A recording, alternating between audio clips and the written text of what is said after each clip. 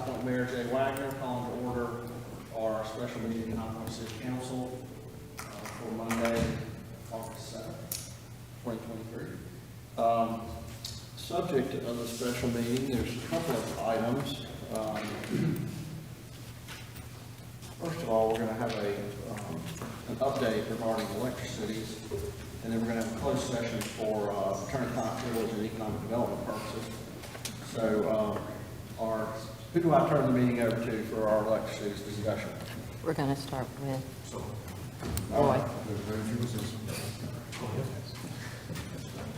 All right, good afternoon, everyone. Thank you for having us here. We've been looking forward to this opportunity.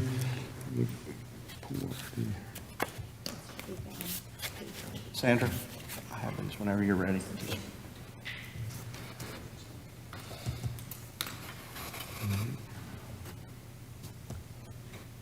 Okay, good. Before we get started, my name's Tim Tunis. I am the Chief Financial Officer at Electricities of North Carolina. And then Roy Jones is the Chief Executive Officer of Electricities of North Carolina. And again, we appreciate you taking the time to meet with us today. Before we jump into the material, we do want to acknowledge High Point has provided a lot of great leadership to our Board of Directors, our Board of Commissioners, and our rate committees over the year. Right now, Randy McCaslam, who I'm sure you all know, is the chairman of the board of the Electricities Board of Directors. He's been a longstanding board member for quite a while at the Board of Directors and certainly at the Board of Commissioners. Latimer Alexander is currently your lead representative on the Agency 1 Board of Commissioners. Unfortunately, we have a lot of boards, not unfortunately, let me rephrase that. We have a lot of boards that we deal with, but the Board of Directors is comprised of 6 from Agency 1, 6 from the Eastern Power Agency, and 2 non-power agency members. And then the Board of Commissioners has a representative from all 19 participants in Agency 1. And then finally, we have another committee, which is the Agency 1 Rate Committee, which really gets under the hood on a lot of our detailed information. And Tyler is currently the member of that rate committee. So again, we have a lot of committee meetings during the year, and we certainly appreciate their participation, but more so their leadership that they provide to our committees over the years. Getting to the material in front of you, typically, when we go through this material, it takes us 30 to 45 minutes to go through it. That's a combination of presentation as well as questions. And once we get into this, we do find that there's a lot of great questions, and we certainly, as we go through it, it's something you may not be familiar with, some of these terms, some of the language we use. So as we go through it, please stop us if there's anything that we need to clarify as we go through, but we're looking forward to the conversation. On the agenda, as we're going to talk to here in a few minutes, we have ownership in a Catawba nuclear station. And over the years, we've determined that we have more capacity than we need. When we say more capacity, just more in general, but more specifically, we have more nuclear capacity than we think we need. And we'll explain that here in some charts in a few minutes, how it all fits back together. We do have a proposed transaction that's under consideration, has been under consideration with our boards, Board of Directors, Board of Commissioners. They have approved that transaction, and now the next step, as we'll explain here in a minute, is all 19 member participant councils have to approve this for it to be approved. If one says no, then we can't close that transaction. And so that's where we are in our process right now, is going through those participant approvals. We're going to give you a little bit of analysis, some risk analysis, some economic analysis on how the benefits flow to the power agency and then back to each of the individual communities. And then we'll talk about key approvals and next steps. Just so we're clear, today is just information, no decision that we made today. That's right. So as I mentioned before, North Carolina Municipal Power Agency number 1, which is what we shorthand refer to as Agency 1, is comprised of 19 municipalities in the western part of North Carolina. We're going to talk today about a specific transaction to sell a portion of our ownership interest, but it's worth mentioning we've been trying to find a home for at least a portion, if not all, of the Catawba ownership interest over the last 10 to 12 years. We'll give you some more detail here on that in a few minutes. As I mentioned before, the boards, both the Board of Directors and the Board of Commissioners, have approved what we can call the Central Purchase Power Agreement, so it has been approved by those bodies. However, again, for it to close, all 19 municipalities' councils have to approve it. As Roy mentioned before, the very bottom bullet here is there's no action on your part today. This is more of an informational update, and then as we go through this process, if we get to that point, we'll be back for a formal approval sometime in the next 1 to 2 months, if it makes sense to move forward. As I mentioned before, we've been looking to diversify our power supply portfolio Back in 2011, 2012, we went through a very extensive RFP process where we engaged an investment bank. They went out and solicited interest across the nation and even in Canada to everyone from traditional utilities to investment banks, pension funds, anyone that might have an interest in an ownership interest in a nuclear power plant. We got interest, or we reached out to 43 potential buyers. Of those, only 3 signed non-disclosure agreements, which was the first indication of any type of interest. And of those 3, we got 2 bids back, but they were not really serious bids, and they really were completely off the mark with regards to any type of pursuing that any further. In 2016 and 2018, we spoke directly with Duke Energy. Do you have an interest in this plant? We got pretty close to the finish line, and that was for 50%, selling 50% of our ownership interest. But commodity markets changed at that point. There was a lot of changing dynamics there. So while we got close, we weren't successful in reaching an agreement with Duke. Here today, we're talking to Central Power Cooperative, a cooperative in South Carolina. I'll give you some more detail on that here in a few minutes. We have executed the purchase power agreement. Now it's up to the 19 councils to approve that. The key takeaway from this slide is that trying to sell this type of asset, it is not a liquid market. It's very hard to find this type of opportunity. So really in the last 10 to 12 years, this is the first opportunity we've gotten this far on. So it's a unique asset. There's not a lot of interest out there. For example, if you went down to Southern Company and tried to sell part of this, Duke operates the plant. Southern's not interested because they want to own and operate what they have. And so there's just a lot of unique aspects out there that really makes it tough to find an opportunity to offload a portion of our ownership interest. A little more on your ownership interest here. The Catawba Nuclear Station is just south of Charlotte, down just across the border in South Carolina. It's jointly owned. If you look at the bottom right-hand corner of the page, it's jointly owned. Agency 1 is the largest owner in this facility, 37.5% ownership interest in this facility. NCEMC is the North Carolina Cooperatives. You've all, I'm sure, heard of the cooperatives that operate and provide electric service in the rural areas of the state. Duke Energy Carolinas owns 19%, so they are the 3rd largest owner, but they operate the plant on behalf of all the joint owners. And then finally, PMPA is a Piedmont Municipal Power Agency. It's a similar joint action agency in South Carolina, and you can see that they own 12.5% of the plant. The other key takeaway here is on the bottom left-hand side that right now the Catawba Nuclear Station is licensed to operate through December 5th of 2043. They have already received 1 license extension from the initial operating license from the Nuclear Regulatory Commission that extends it through 2043. Duke is in the process of beginning the second license extension process for their entire nuclear fleet. They've already started that process for a couple of their older plants, and that's ongoing. They will probably get to start to apply for the Catawba extension late this decade or early in the next decade. But we do right now, with everything that we know, license extension is nothing new in the industry. And so as long as the plant is well maintained, is safe to operate going forward, it's safe to assume that those license extensions will be granted. Now, the world can change between now and the end of this decade. Something can happen in the industry, something can happen at that plant, and in that case, perhaps that license extension would not be granted. For our economic analysis purposes, we have assumed all the economic analysis through 2043. We also have some additional information that goes out to 2063 in case there is a license extension, but our primary analysis focuses in between 2024 and 2043. The Central Electric Power Cooperative, who we've entered into the purchase power agreement with, is a non-for-profit generation and transmission cooperative headquartered in Columbia, South Carolina. You can see that their credit rating, they're a stable, long-standing electric utility operation. We have a metric here, 200 megawatt peak load. That's about 4 times larger than Agency 1. So they are a fairly large, sophisticated electric utility, again, that's been in operation for quite a long time. So they are a very worthy counterparty for this type of transaction. They provide power to approximately 1/3 of South Carolina's population within the Duke Energy Carolina and Santee Cooper Balancing Authority. They get most of their power, unlike Agency 1, they don't own any assets. They get most of their power through purchase power agreements. Traditionally, a lot of those have come from Santee Cooper, the prevalent utility in South Carolina.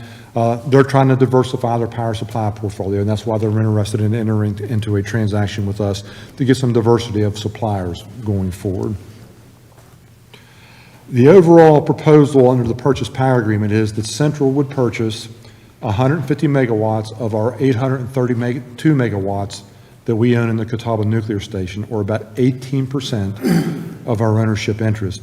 Now, the second part of this first bullet is, and it gets a little bit into the details, but we've structured this as a purchase power agreement as opposed to an outright asset sale, primarily because if we do an outright asset sale, the approval process is much more robust and much more complicated. So it allows us to really mimic an asset sale without going through all the regulatory approvals we would need for an outright asset sale. But for all practical purposes, it looks, feels, the economics and the risk profile is the same as an outright sale of the asset. But nevertheless, when you hear us talk about a purchase power agreement, there's a distinction there. But from an economic and operational perspective, there really is no distinction.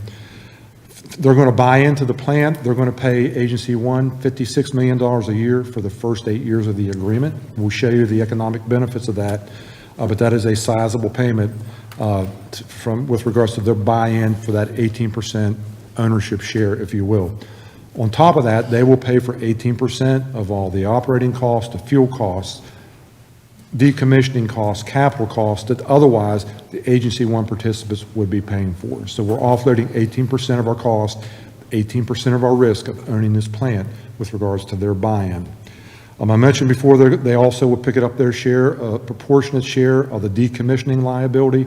That plant will be decommissioning right now beginning in 2043 if the license expires. That process takes 10 to 15 years for them to fully decommission a plant after the operating license expires. We have already accumulated a considerable amount of funds in our decommissioning trust fund to pay for that liability. We continue to do that. We are very well funded with regards to that decommissioning liability. But nevertheless, that will change over time. Between now and 2043, the cost to decommission that estimate will change as we go across time. And also the money we have set aside will be earning returns on that over that same time frame. So as we go across time, we'll be continuing to fund that based upon changing conditions as we get closer to that license expiration. The benefits of this sale, again, some of these I've already mentioned. It transfers 18% of our concentration risk. As I'm going to show you here in a minute, most of our electricity comes off of the Catawba Nuclear Station. So far, that has been a great thing. It's a well-operated plant. Duke does an excellent job of operating that plant. But you never know for the next 20 years. It could continue to operate top quartile, very excellent, but you always have that concentration risk of getting so much output out of that plant. We think it's prudent to diversify a little bit our power supply portfolio going forward because, again, that concentration risk, one incident in the nuclear industry, one incident at Catawba, and the world can change in a heartbeat. We hope it doesn't, but nevertheless, we think it's prudent to diversify a little bit. Also, that $56 million, as we're going to show you here in a few minutes, we have a bunch of excess energy every day, every night we're selling into the markets. We sell those into PJM. If you've heard of PJM, the markets up in the Northeast, we're selling what we call an energy-only component, and it fluctuates every day, every month, every year. Last year in the wintertime, it was great to be selling in those excess markets because, you know, with the winter weather crunch that we got, commodity markets went through the roof, and we got some very robust revenues out of that excess energy that we have. Some years, if weather doesn't materialize, those markets are much lower, and so the revenue stream isn't nearly as robust as it was last year. What this transaction with Central does is it takes, and really for the next 8 years, we're fixing what we normally would have gotten for that excess energy, and there's $56 million, and it has a capacity component as well as an energy component. So that we're projecting that those revenue streams will be well above what we would get out of those surplus energy markets if we continue to just sell all the excess into the energy markets. You never know, because that's our projections today. But nevertheless, that's what our base projections will show here in a few minutes.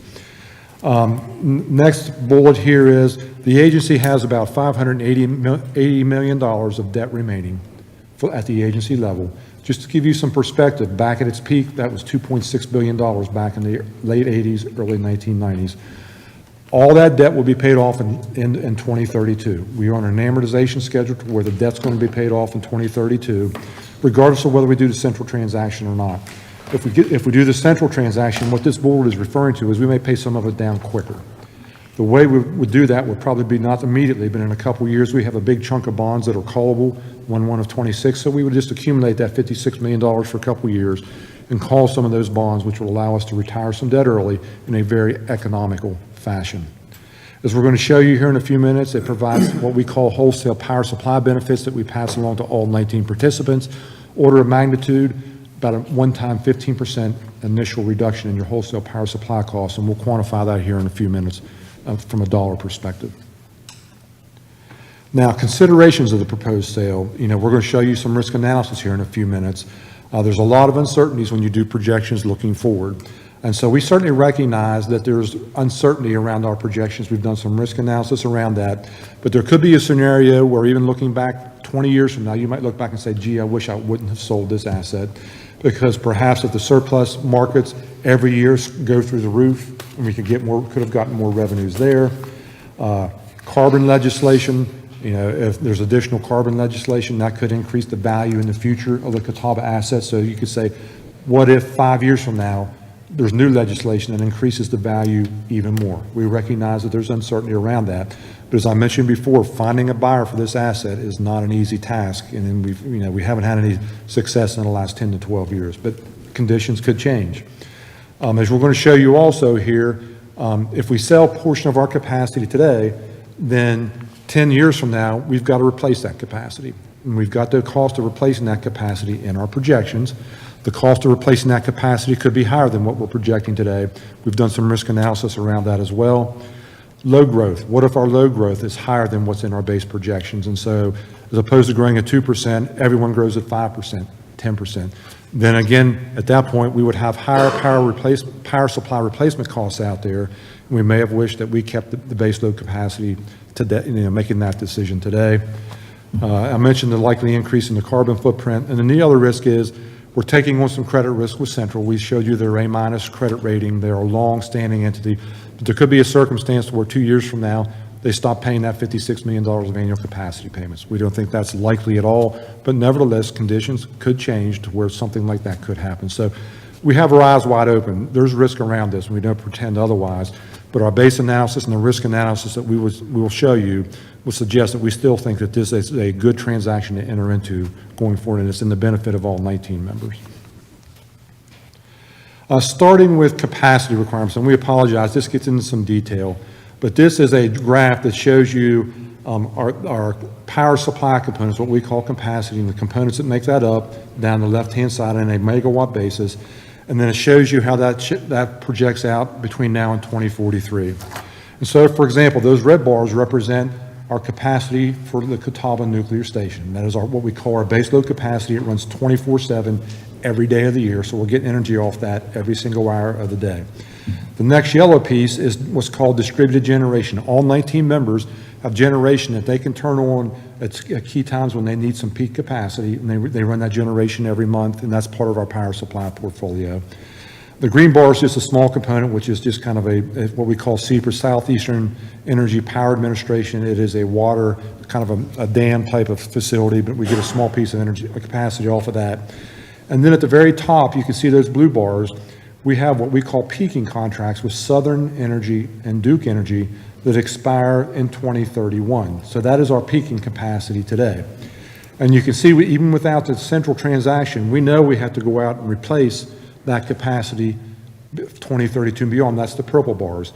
The other takeaway here is you can see how those blue bars, there's two solid lines that go across the graph. The solid black line is our annual peak demand with our projections today based upon what we know today in our load growth. And then that dotted black line is our annual peak demand with 17% reserves. And you can see those blue bars project even above our 17% reserve level. So when we say we have excess capacity today, that's what we're referring to, and that's how we arrived at selling 150 megawatts. It's that the manner of those measure those blue bars above our reserve requirements and peak requirements today. This is that same graph if we sell 150 megawatts to Central, and you can see those blue bars drop right down on top of that dotted line, our reserve requirements. But you can also see that purple area there got larger because we had to go out and even buy more replacement power supply than we were if we didn't sell to Central in the previous graph. We know we have more peaking power supply requirements out there than we needed before the Central sale. Now, from our perspective, that's business as usual. We're in the process, that's what we do for, as a business model, and we already knew we had to go out there and replace some power supply. We just have to replace more of it. But again, as I mentioned, the cost of that ultimate power supply replacement will not be determined until probably 5 years from now when we start negotiating those contracts. But we have in our projections and in our risk analysis today, industry standard information on what it costs to replace that type of capacity today. This next graph, again, is busy, but we talk about it from a capacity perspective with regards to, that's just how much we have sitting there every day from a plant perspective. But this is what's called a load duration curve, and it shows where all that energy goes. And you can see there, that green area that's shaded, that's the energy that's used to supply the 19 participants' requirements. And you can see there, that bottom left-hand text box, 98.9% of our energy that we use to supply the participants is carbon-free because it comes off of Catawba. That gray area is all the energy we're selling into the excess market that I mentioned earlier. And so we're selling excess energy every single hour, almost, except for peak hours, but virtually all night long, we're selling excess energy into PJM or other contracts that are out there. So you can see here, and then you can see that the yellow box, this shows the amount of energy that comes off of our peaking resources, those peakers that I mentioned before. So predominantly, we're running Catawba 7x24. It's supplying all of your needs except at the very peaks. And then we're selling a boatload of it into the excess energy markets on a daily basis.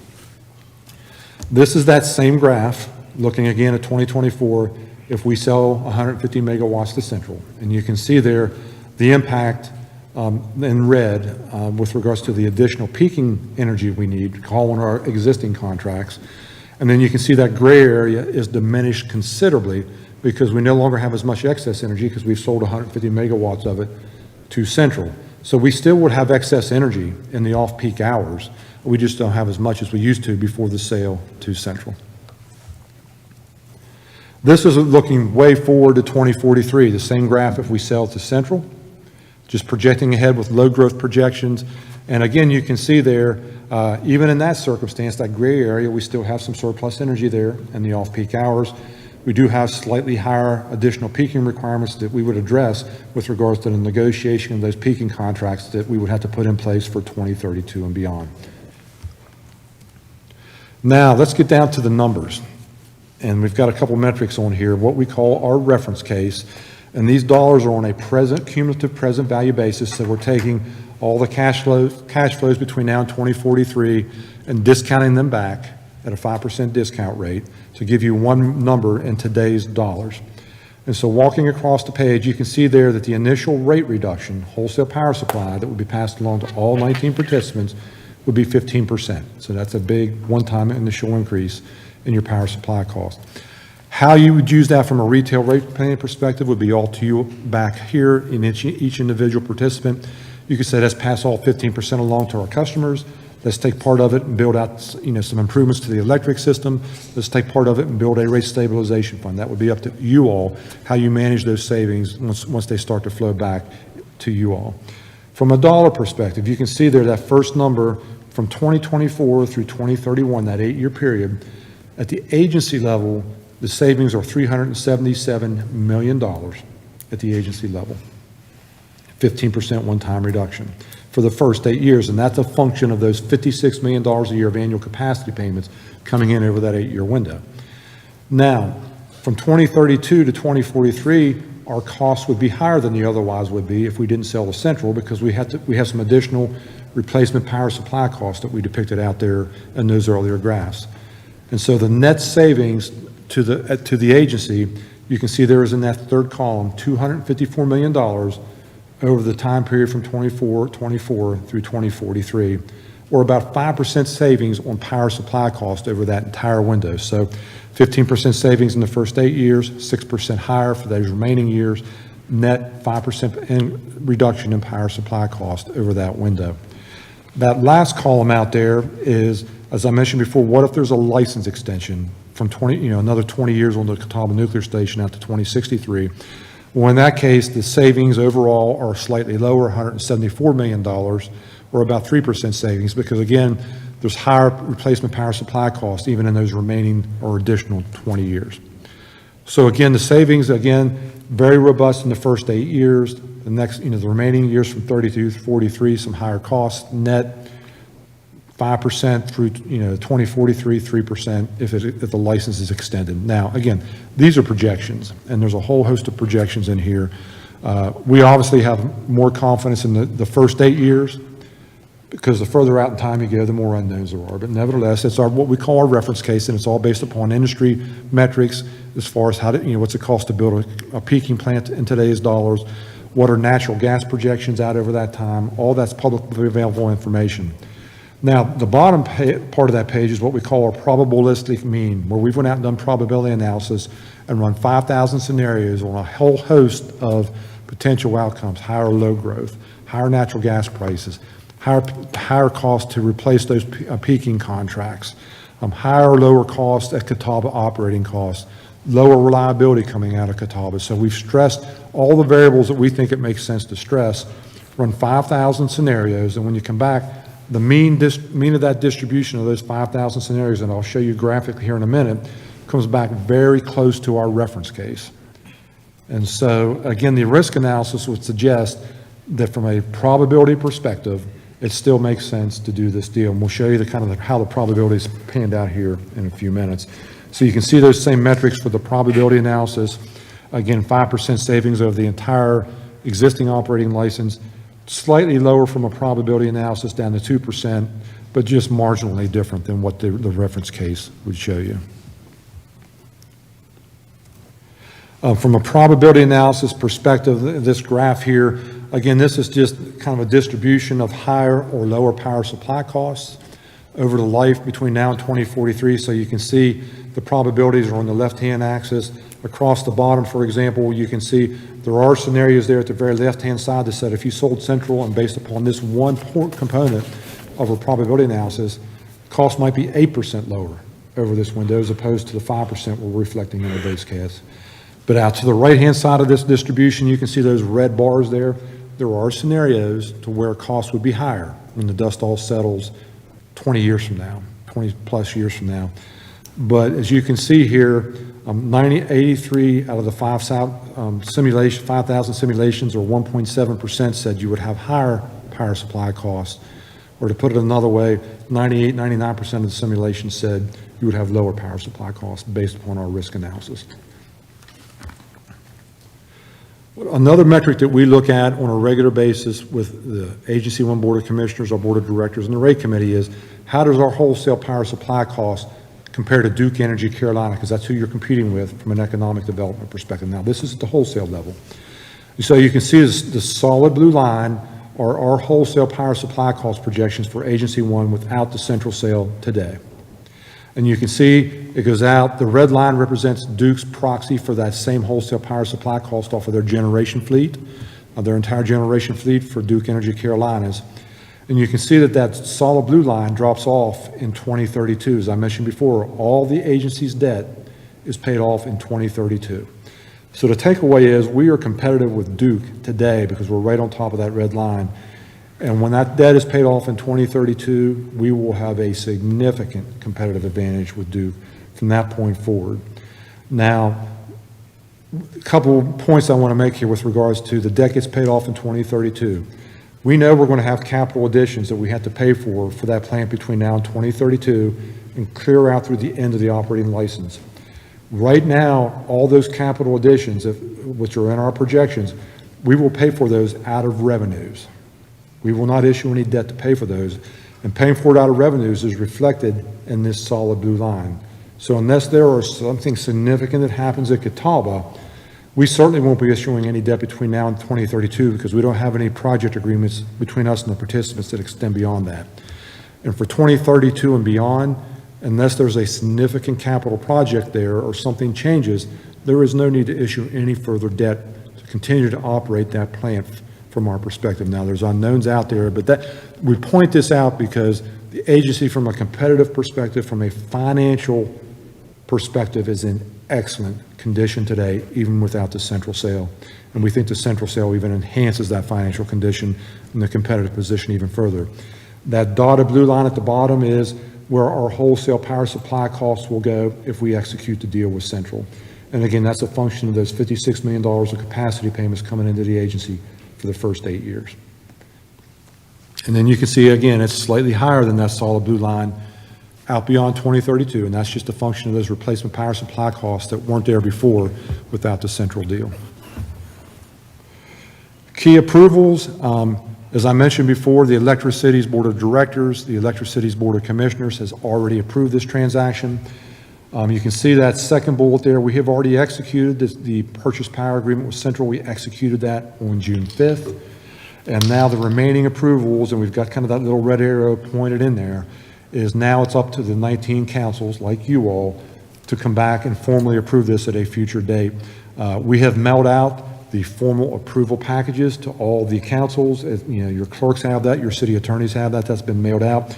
It's a very thick package we have. It's almost like a turnkey approval process. Our attorneys have worked to be sure that everything in there, including right down to the high point ordinances that will need to be passed, are all included in that package. And so as we move forward, if it's your choice to approve that package at some point in a future meeting, all that information has been provided to you at this point.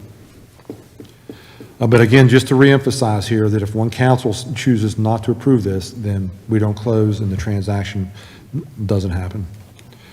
This is just a graph of the timeline. The red line is where we are today and all the work we've been doing. You know, we've been working this since back third quarter of 2022, negotiating with Central, keeping the boards updated as we go along and getting to the point to where we executed that transaction with Central. And now the only remaining piece here is the approval of all 19 councils. Now, I will comment, right now, this very right-hand side here is, we are hoping if everyone approves, if we can get the approvals done in a timely manner, this transaction would go live 1/1/24.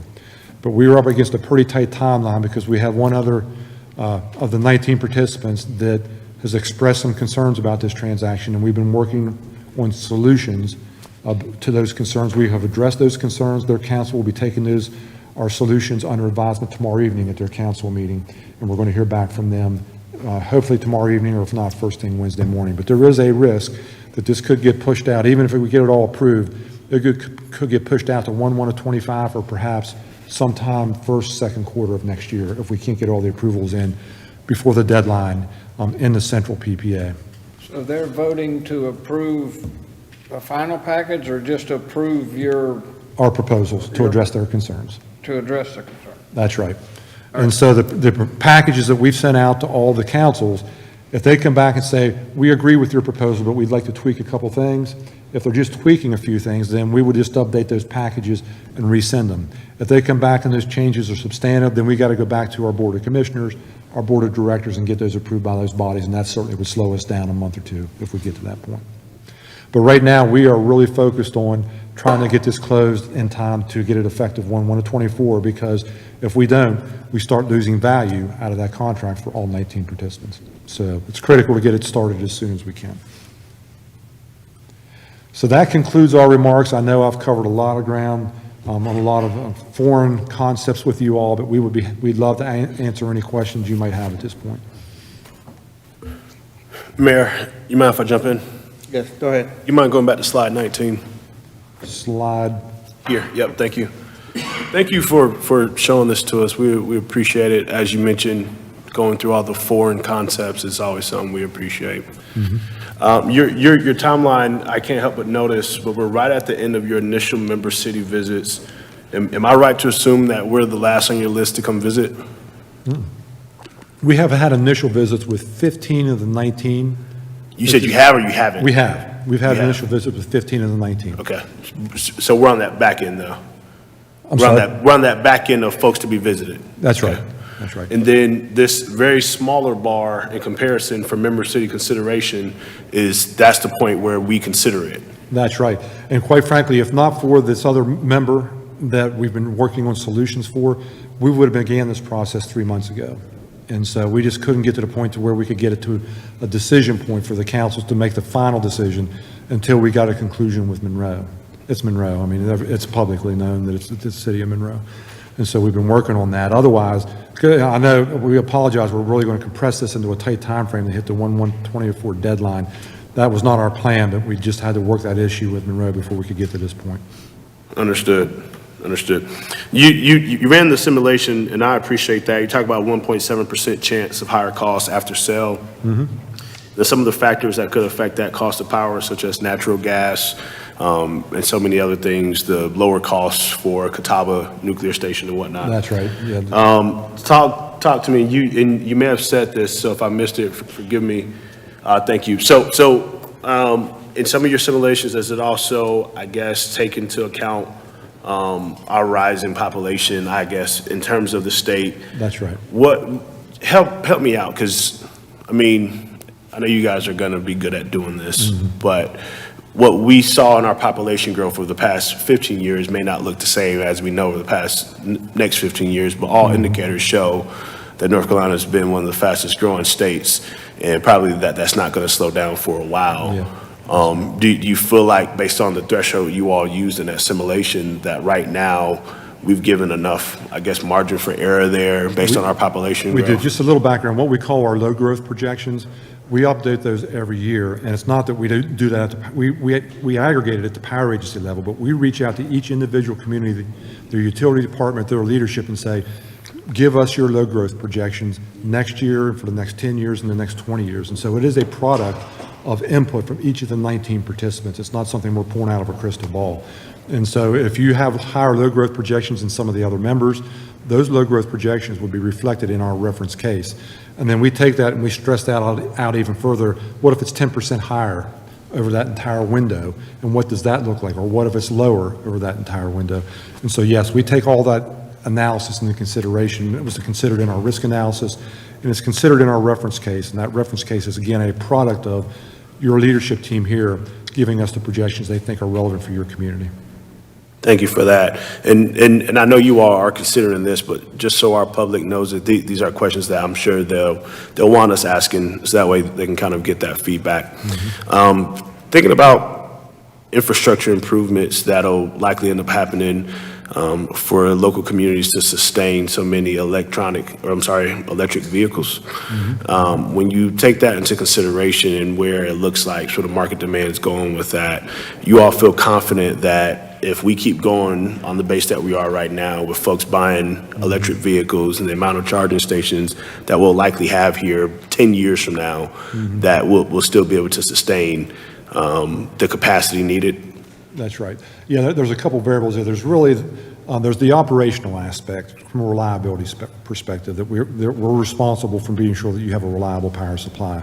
And so, that's from our perspective, needs to be diversified in a mix of nuclear, of natural gas, peaking type of units.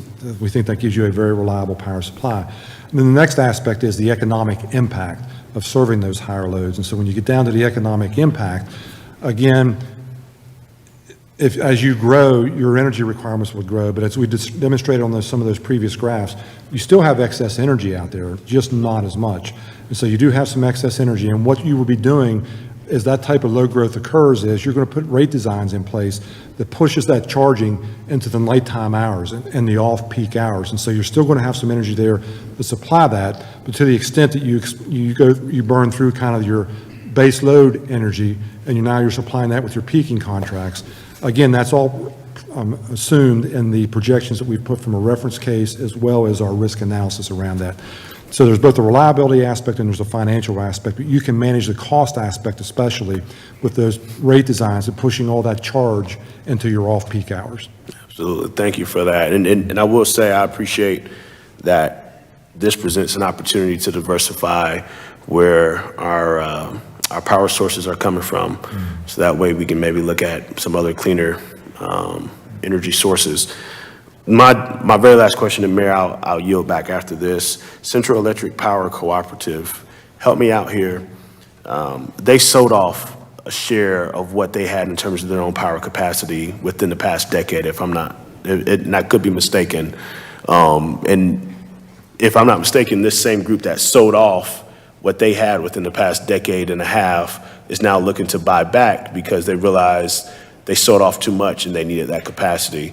That presents some concern and consternation because here you have a group who had capacity, sold it, is now back on the market to get it because they realize maybe they shouldn't have sold off what they sold off. How do we, I guess for us, mitigate concerns that people have regarding that. Couple things. And if you don't mind, just so the public can hear, if you're speaking to the mic. So a couple things. Central Electric Co-op is, Tim says, a lot like Agency One. They've got 26 individual members. We've got 19. So decades ago, a handful of those cooperative members owned part of Catawba. So it wasn't the central entity. It was a few of the smaller ones that were even smaller owners in the plant. So yes, they sold their ownership share to Duke, and now collectively, they've joined the Central Electric Cooperative Group, and as a cooperative, they're looking to buy back into Catawba. And so yes, those entities that sold decades ago are sitting around that table, and they're saying, yes, we should have not ever done this, but back then it was the right thing to do at the time. And so they're excited about the opportunity to get back in and get some of their energy coming from a nuclear facility. So that answer your question? It does in terms of an information standpoint. I think what I'm thinking in my mind now is the narrative framed around this is how do we not find ourselves sitting around another table in the future saying, I sure hope someone wants to sell some power to us. Yeah, well, and that gets to Tim's, points that he's made about the probabilistic analysis.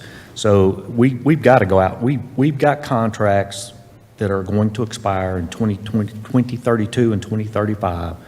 We're going to have conversations about extending those contracts because they're a good partner that we've got those contracts with. The plants are running well. And then what we'll also do is have conversations with them and other entities about the additional 150 megawatts that we need. So we'll have discussions with third parties about buying it from them. We'll even look at, do we build it ourselves? We've got a 24 megawatt peaking plant that we've built. So we've got experience in building and owning and operating natural gas plants. So some of and I'm not trying to talk about those municipalities, but maybe some of the blind spots in their own analysis, we feel confident that we've checked all those blind spots, I guess, ourselves, right? I'm not sure I understood the question. Could you run me by it again? Well, in my mind, if they at some point sold off, you said at that point it was the right thing for them to do at that point. And Yeah. I'm sure they ran their own analyses and they came to that conclusion. And yet they're back at the table to do it because something in that analysis they may have missed. And I think I'm making an assumption here that for us, whatever those blind spots they may have missed that led them to that. And again, no one can foresee the future, but we're feeling pretty good that we've covered as much of our bases to cap our downside on this. Yeah, absolutely, yeah. Okay. And in the simulations that Tim talked about, when we stress test, and when we talk about stress testing, I'm gonna pick on Catawba as the example. Catawba already has a high capacity factor. It already has a low operating cost. Well, it doesn't make any sense to stress test it operating better than it already does. It doesn't, to stress test it's gonna be cheaper than it already is. So when we stress tested the variables that would move the needle the other way. You see what I'm saying? And even through those simulations, we still came out with results that says this would still be a good deal to do. Thank you. Yeah, really quick, just for clarification's sake, are you saying that we're already locked into the sale of 150 megawatts and we have contracts towards that sale, or do we have flexibility to adjust how much of the excess capacity that we sell? We're locked into that 150 megawatt sale, subject to the approval of all 19 councils. Right, and so until those contracts expire, we can adjust how much of that excess capacity that we sell into the market, or is it always going to be?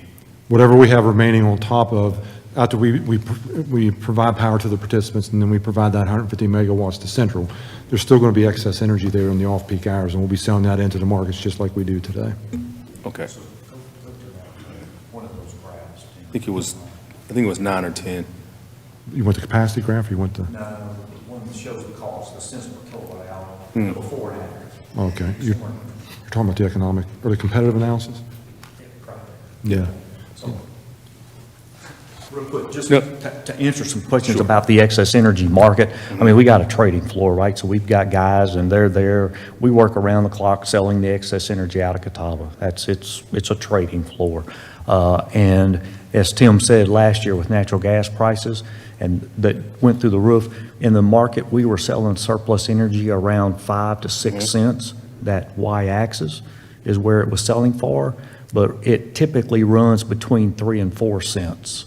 And so you can see, now we're back to the norm, right? We're Right. back to the 3 and 4 Regress back to cents the- in the yeah. wholesale market. So you can see here, the cash that we're getting from Central is way above and beyond that wholesale energy market, because we're getting the capacity payment and they're paying their share of the energy cost, all the operating cost. So it truly does, we hedge our surplus sales. Yeah. And this is a hedge. Yeah, that was my next This question. is a nice hedge. That was my next question about hedging. Yeah. That's good to know. Yeah. And then one other point, the question earlier about Central and having seller's remorse, coming back into the market. The key point that we illustrated earlier here is the diversification play with regards to, we are really heavily concentrated in Catawba. That's been a great thing since this point in time. But Central's buying 150 megawatts back in, but it's 150 megawatts of their 4,200 megawatt portfolio power supply needs. And so it's a very small piece that they're buying back into. Again, just more illustration of how much diversification they have in their power supply portfolio, and that's where they're trying to go. We're doing the same thing, trying to diversify our power supply portfolio by getting rid of just 18% of our ownership interest. There was one more part of your question I wanted to answer, and I just thought of it as he was talking.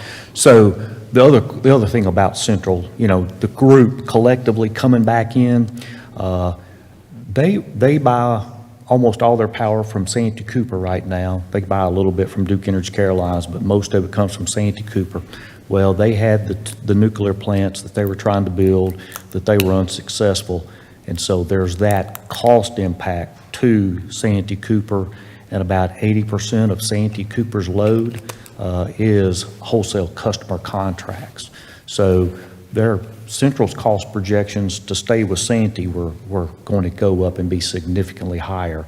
And now that's why they're looking at diversifying their portfolio through that whole settlement process. They got the right to be able to go out and find alternative power supplies, and that's what they're doing.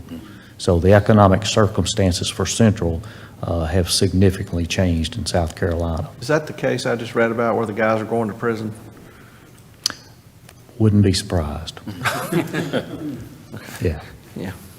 Because there was a plant they were supposed to build that didn't get built, and, yes. yeah, okay. Yeah. Yeah, I just saw, I think, where one of those guys is going to Yeah. prison. Okay. Any Is other this, questions? We've concluded our remarks. okay. So where do we go, Madam Manager, where do we go from here? Are we going to hear from Randy or Latimer? You guys want to talk about this? I know Latimer wants to talk about it. Okay, well, Latimer, let's hear from you. I know you have a different perspective, at least I've heard so. Well, You usually have a different perspective. yes, I do, but I want to say that it has been an honor to represent High Point, both on the Board of Directors for 6 years and on the Board of Commissioners for 5 years, and I appreciate that opportunity. And it has been an honor and continues to be an honor to serve with the executive team at Electric Cities, Roy and Tim and their entire staff. They are excellent professionals. They know this industry, and they have done a great job in shepherding us forward. I'm more of a round figure guy than precise. Tim is a true bean counter, like Eric. One couple of the things that I want to talk to you about, you now have entered where the money in this city is, in the enterprise funds. Our electric budget, according to Eric, is $140 million. You just approved a general fund budget of $133 million. So our electric budget is bigger than our general fund budget, and that impacts all of our citizens. And so when you talk about those phone calls from citizens, when you start messing with their either availability of electricity or their cost of electricity, your phone is going to ring. We have been very fortunate here in High Point. we've invested a tremendous amount of money in infrastructure. But when you look back over the last 10 years, because of the leadership of council and because of the tremendous leadership of Electric Cities, our customers' cost has remained almost flat over the last 10 years. 2 years ago, Madam Mayor, I believe you had a 5% reduction in electric rates. Sometimes our citizens confuse their utility bill with their electric bill, and y'all all know about that. But when it comes to electricity, our citizens' electric cost has remained relatively flat over the last 10 years. And because of the management at Electric Cities and their wise counsel and leadership, as we look forward, it should remain relatively flat over the next few years, even if we do not do this particular sale. So for you as leaders, you have a difficult challenge. Do you look in the looking glass or do you look in the rearview mirror? And you've really got to have one eye on both of them. I can share with you, I think it was placed at your table, looking in the rearview mirror. If you think back to Christmas of last year, Duke Power had to brown out a number of their customers. It was cold, it was dark, it was 0 outside, and they were turning people's electricity off because they did not have, either they did not have capacity or they did not want to buy capacity. So their solution was to brown out customers. Pat Kimbrough wrote a wonderful article that you have that lets you know that our customers, they went right along. Their homes were warm and safe and dry. They had plenty of power, and that's a blessing. And if we as citizens didn't say thank you, thank you. Other communities that depend on natural gas saw some shocking results as we got into a really difficult winter, and you had natural gas prices go from where they are today, about $2.50 a BTU, to over $9 a BTU. The city of Concord and their citizens saw a 25% wholesale price increase in a month as fuel escalator. Guess what your phone's going to do if you send customers a 25% increase in fuel cost, or increase in electric rates because of fuel costs.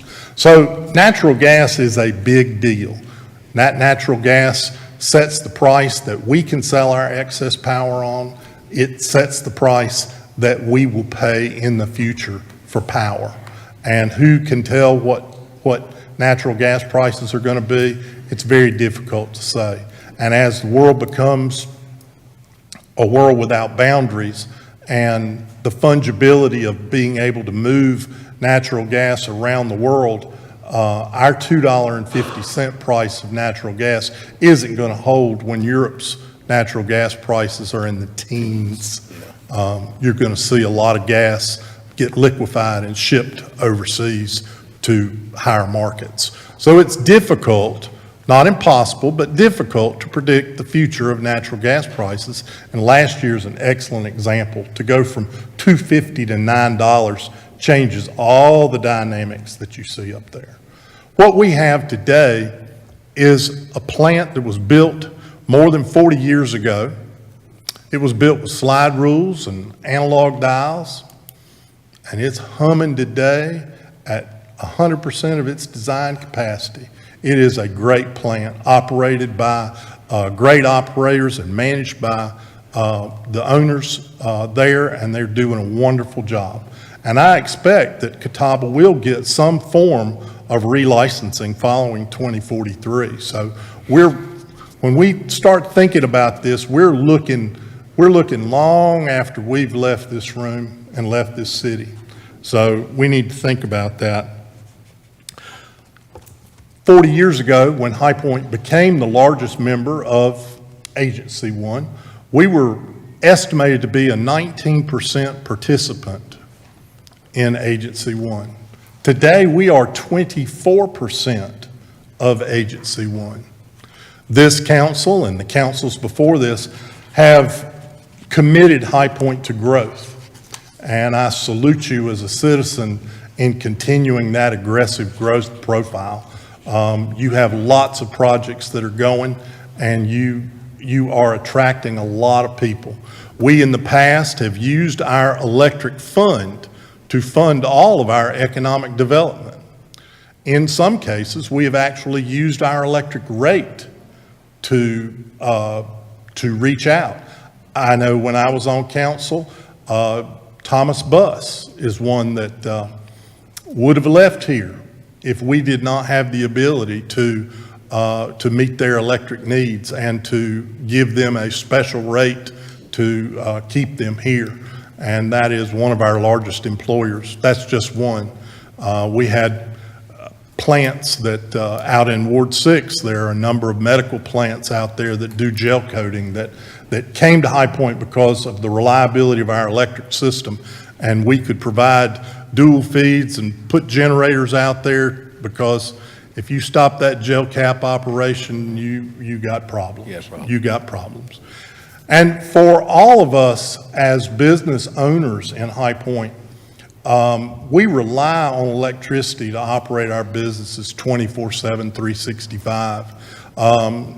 And the brownouts that occurred at Christmas could occur anytime when you have peak demands. It could occur in the summer, it could occur in the winter.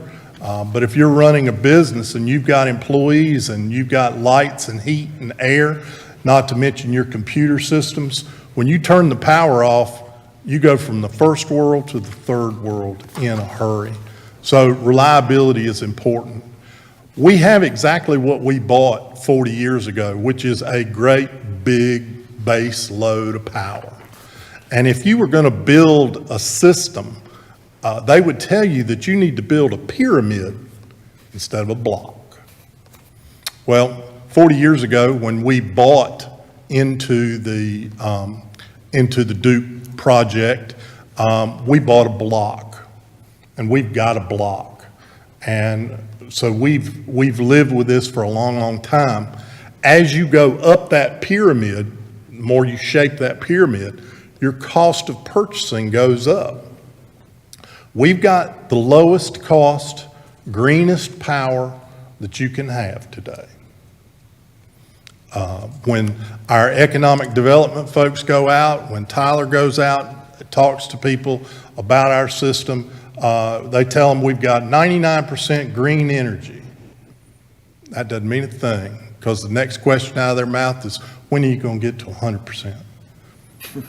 And when you start to attract Fortune 500 companies, and when you start to attract international companies, carbon-free is what they want to hear. They want to hear carbon-free.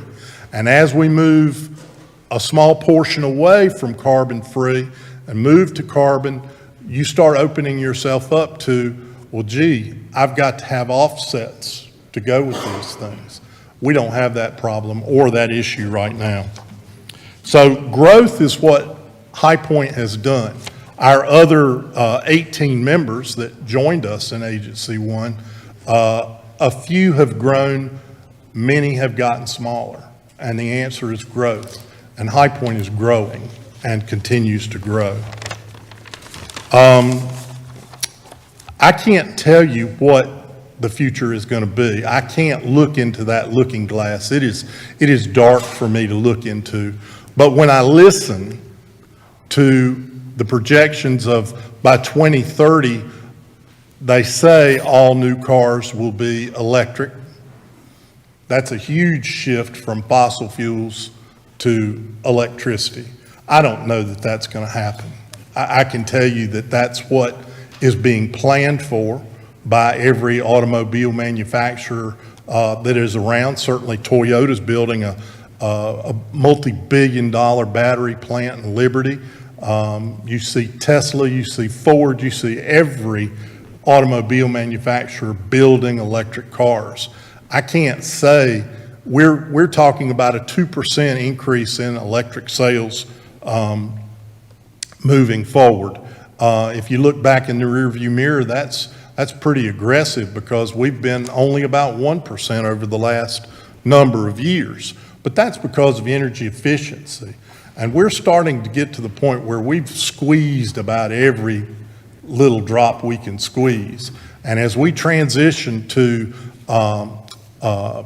electric cars, that's going to be a big deal. And Tim mentioned that we would push people's charging ability out into the off-peak hours. I don't know about that. I can tell you my wife, she walks around till her phone's run out. And when her phone has run out and she can't talk to our daughter, she plugs it in, and it really doesn't matter what the cost of power is, she's going to plug that phone in. I got to believe that her car is going to be just about like her phone. She's going to drive around until she's about out, and then she's got to have power, and she's going to plug it in. And we're going to spike it. We are going to move so far up that pyramid that our cost is going to be significant. Yes, time of day rates will help, but my wife's not going to wash dishes, and she might wash dishes in the middle of the night. She's not going to wash clothes in the middle of the night. Our grandchildren, when they come over, aren't going to take a hot shower in the middle of the night. They're going to take it when they want it. And that's kind of what we as Americans have gotten used to. So time of day rates will help move and shave some of these things, but we're going to be consuming power when we want it and how we want it. I don't think that there's any urgency on our standpoint to move forward with this proposal at this time. I think it's a good proposal. I salute our executive staff for going after and negotiating this, but we really have to ask ourselves, do we need this? I think the answer is no. We are on target for exhausting our indebtedness by 2032, which is just a decade away. We have maintained our cost of energy or dropped our cost of energy on a wholesale level over the past 10 years. Looking out into the future, we can continue to do that. We're right on top of where Duke Power is today. Duke Power right now has gone to the North Carolina Utility Commission and asked for an 11% rate increase. Now, they're not going to get 11, they're going to get something, they're not going to get 11. But we're in a sweet spot right now, and I don't see a reason for us to move. I see what we have as being great. Our answer is growth. You are a talented council, and you have been aggressive in growing our community. You've got electricity to sell, you've got water, you've got wastewater, you've got land. You are a power-packed group of people ready to grow and to continue to grow. And selling off capacity, I don't see as being the right thing for High Point. I know that Monroe and High Point both at the commissioner level voted against the sale. Monroe is in a very similar situation. They have a lot of growth that is coming their way, spilling out of Charlotte, and they are very concerned about what their cost will be. And I don't see a reason. And so for that reason, I opposed it. But that's not unusual for me. I generally, when we did a refinancing of debt that cost High Point $80 million about 8 years ago, I opposed that, but I was the only one. But, you know, we as a group do this. This is a one-time offer. Doesn't mean there won't be another offer in the future. This is the first offer that has had anything like a premium attached to it. The offer that Duke Energy had made was tail and off the table. This is the only offer that offered some type of premium. But I see no reason for it, and I think our best bet is to say thank you very much. We'll hold pat. Thank you, Mr. Alexander. Mr. Castle, yeah. I'd like to maybe wrap this up. I don't know how long you want to speak. I will not speak long. Okay. I'm not going to debate with Latimer. He was correct when he said back when we bought into the plant years ago, 40 years ago, whatever it was, we bought a block of energy, and he's exactly right. We did. We bought too much base load at that time. And ever since that time, Electric Cities has been trying to diversify the total production of the power, as well as sell off some of that base load. As Latimer said, 8 years ago, we had the opportunity to whether or not to restructure the debt or to go ahead and pay it off. If we'd have paid it off, we'd already be debt-free and would have been debt-free for a number of years. Our ratepayers have been paying more for the last 8 years because we restructured that debt in interest. And right now, you have one opportunity. You have this opportunity. If you go through with the sale, approve the sale, you will save our ratepayers $88 million over the next 7 years in interest on the debt. And so I think that's, I trust Electric Cities. Right now, they're buying surplus power right now. We're buying 2%. 98% of our power comes from nuclear. We're buying 2% on the market. If we go through with the sale, that will jump to 8%. We'll still have 92% of our power coming from the nuclear power plant. And I trust Electric Cities, just like they have been doing for this city for the last 40 years, to buy that surplus power and make sure that High Point has that power. There were unique reasons that Duke had the brownouts last Christmas, and Roy can go into those if you'd like. There's also unique reasons why Concord had the 25% rate increase because natural gas prices shot up. Well, they're back down to nothing now, or about down near the bottom. So natural gas prices do go up and down, but Electric Cities has the staff. They put together these long-term energy contracts and look out for when we need the power in the future. So I just want to, I'm not debating Latimer. He's got some good points, but you either got to look forward or you got to look back. And I think we need to look forward, go ahead and make this sale. It's a good thing for all 19 cities, and I trust the Electric City staff to protect us in the future, just like they've done in the past. Thank you, Randy. Madam Manager, is there anyone else you think we need to hear from? This concludes the speakers that we had identified for today. I think there was one additional item that was brought up, and we talked about council's ability to be able to have a rate structure that supports economic development in the city.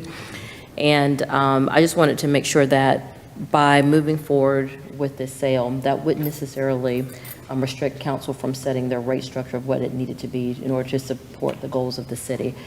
But what I wanted to really try to understand from this meeting is to get an understanding of what additional questions the board may have. We have received the packet of information that has come to our city attorney, and there is quite a bit of time that needs to be spent going through and kind of delving into the details. So we're not prepared to do that at this point because it was just received, I believe, on Friday, last Friday.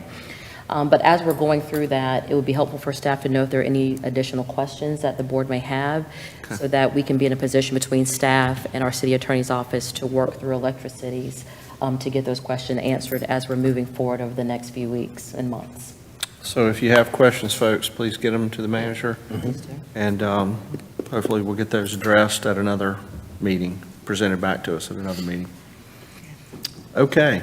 I got one quick question on the timeline. Since there's 19 others in this, and High Point's always been a great member of Electric Cities, and we've always carried our part of the water and some extras, and could have been out of it. if some others had carried their water correctly. So you're mentioning Monroe, you're mentioning questions from some that you're having to work through. And then we're putting our staff at work here, and council will be thinking about it.